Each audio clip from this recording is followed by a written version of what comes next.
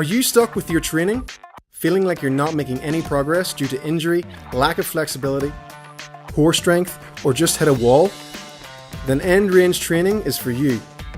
It addresses imbalances, mobility, and builds strength in often neglected areas. It is all the eureka moments I have had over years of training and coaching. Find out the most effective and efficient exercises for the best results through consistent practice. This is what your training is missing. And in place. Something you would want to look out for would be the shoulder rolling forward. So if you demonstrate that for me.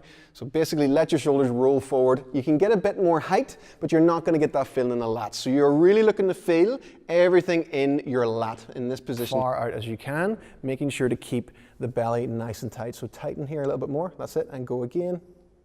Much better. The thing you don't want to do would have a big arch in your back like this. See that big sag down? That'll be something that you would not want at all. Always be focusing on keeping.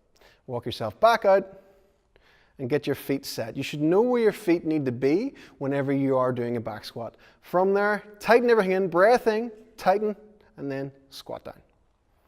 Only go to where you can maintain a braced core. There's no point in you trying to go down for an ass to grasp. Reverse, both feet beside each other, and half squat, back down.